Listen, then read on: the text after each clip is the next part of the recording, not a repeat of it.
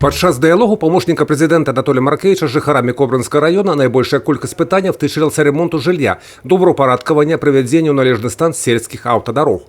Жыхарка Кобрына звярнулася з просьбай дапамагчы з капітальным рамонтам дома, дзе, з яе слоў, жыць ужо немагчыма. Нам последний раз делали косметический ремонт, это было в 2009 году, перед дожинками. Но это одно название, косметический, а можете подъехать посмотреть. У меня 3 детей. Ребенок инвалид 3. У меня все углы цветут дома. Дети уже чихают от этого. Вырашэнне праблемы Анатоль Маркевіч вырашыў не адкладваць на потым. Адразу даў даручэнне разабрацца кіраўніцтву і спецыялістам Кобрынскага райвыканкама. Я попрошу Михаила Михайловича, чтобы он направил специалистов в дом, в вашу квартиру, посмотрели, что собой квартира представляет, какие проблемы там есть. То есть надо вначале вскрыть проблемы по этому дому. Почему, если цветут углы, как вы назвали, значит есть сырость где-то, есть, возможно, протекание. Нужно посмотреть, обследовать пока визуально данный дом. Пенсіонерка з Кобрына вырашыла памяняць уваходныя дзверы ў сваёй кватэры. Заплаціла авансам фірме з Магілёва звыш 1700 рублёў. Ужо год ні дзвяры, ні грошы, і нават у судзе праблема не вырашаецца. Со мной заключили кредитный договор на оплату этих дверей в Альфа-банке. Вот. Ни дверей, ни денег я своих вернуть не могу.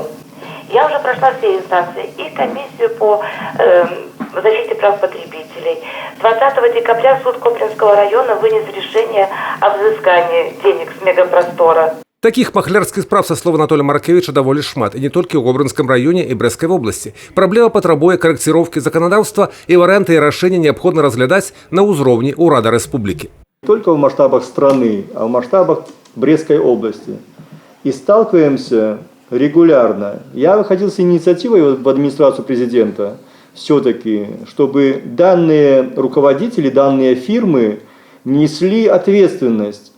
Прежде чем заключать договор, должны быть застрахованы их имущество и так далее. Для того, чтобы, если наступает процедура банкротства, люди, заявители, потребители не страдали в этой части. Са слова Анатолія Маркевіча, пытанні, з якімі людзі звяртаюцца на прамую тэлефонную лінію, пастаянна тычацца прыблізна аднолькавых надзённых пытанняў, і да іх вырашэння з боку выканаўчай улады неабходна падыходзіць уважліва.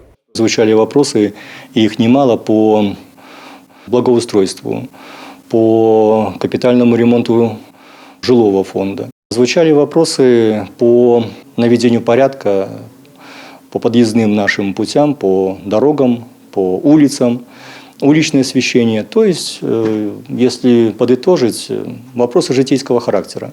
То есть те вопросы, которые ежедневно волнуют наших людей и которые должны находиться в поле зрения местных органов власти. Усяго падчас прамой лініі Анатоль Маркевіч даў адказы на 12 пытанняў. Звярталіся не толькі жыхары Кобрынскага района, але і Брэста-Баранавічаў Пружанскага района. Юрый Печур, Александр Севіцкі, тэлерадыёкампанія «Брэст».